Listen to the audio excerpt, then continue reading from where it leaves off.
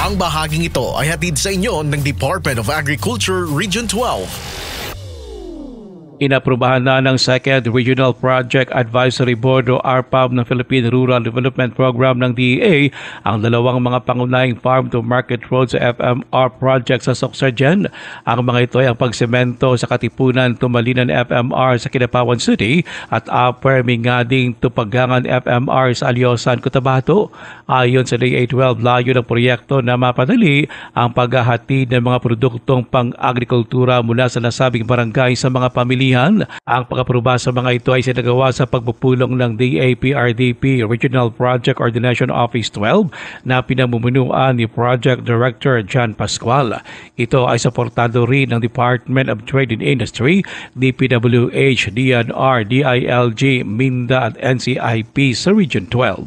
Ruel Usano, NDBC, Bida Balita.